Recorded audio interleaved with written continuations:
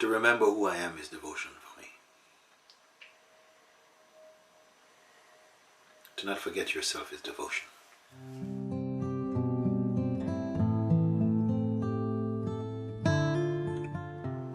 I have a sense that I embody and include everything.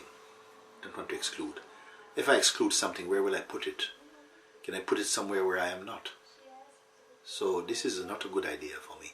It's very much a fragmented idea. I include everything. Everything is included in myself.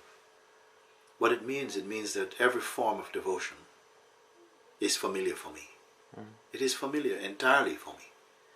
I cannot say, look, these ones are really devoted, these ones are not. It's not my business. I don't care about it. Each one will find their way. You see, if you are sincere, you will come to that devotion which takes you home, which shows you your original face. If not, then each one walk their own path, go their own way.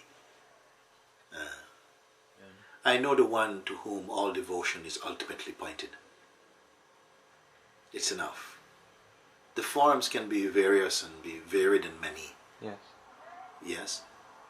But in whichever way the forms appear, the one to whom they come is the same one. And don't you have a bit more affinity, like to the Indian way? Yes, just like I am more affinity with Caribbean food. Some people, Chinese people, maybe like more Chinese food. You see, English people like fish and chips, or beef and onion pie or something. No more. No more than that. Than this. Whatever feels natural for you, whichever is your natural religion, your natural Dharma, you will go in this direction. You see, it's okay. If you're sincere in whichever form that you're searching for truth, the truth will manifest somehow to lift you to higher ground, to eventually take you home to your true place.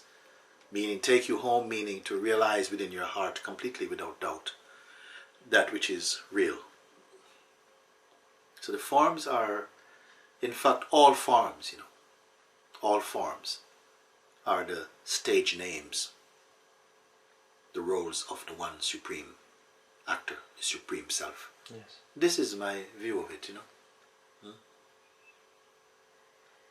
I don't want to say this form is better than another form. You can say, no, this form, I feel more close to this form. Then worship the truth through that form if you wish. The form then will not become an obstacle. But you must realize that what you are searching for, what you're looking at, ultimately it's formless. You're in devotion to the formless through form. If you see this, you see, because there cannot be ultimately a form. Ultimately it must be formless, you see. And this is the maturity of devotion. Can you be devoted to this formless one? By the time you come to the formless, you yourself are formless. When you realize the formless, then how can you be a form to realize the formless? When you realize that there's only the formless, you realize that yourself also is formless. And what is the difference between the formless and the formless?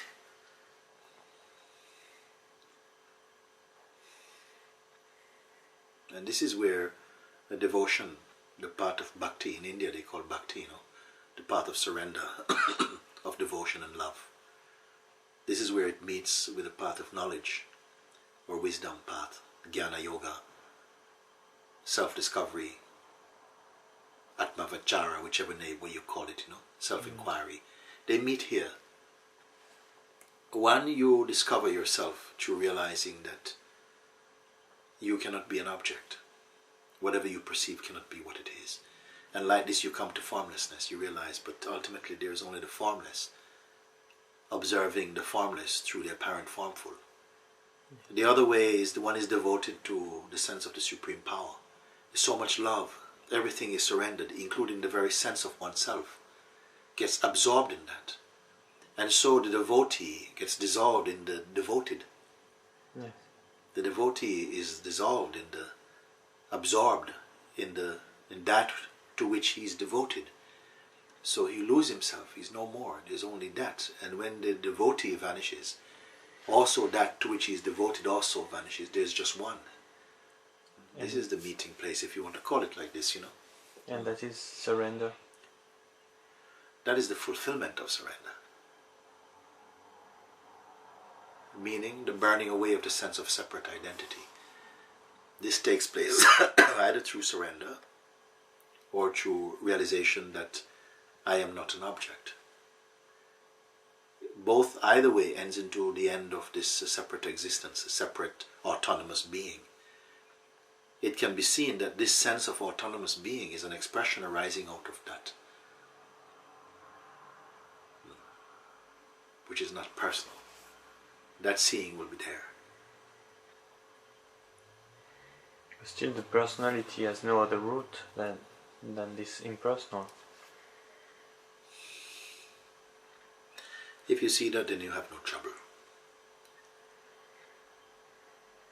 You will see that the root of the personality is also an apparent root, that the personality is an apparent person also. You will see this thing. It will be so clear for you, you know. You can trust in that seeing because it resonates so completely. The only way that you can be convinced, that conviction will be felt within you. Who can challenge such conviction? This conviction is higher than knowledge, or it is pure knowledge.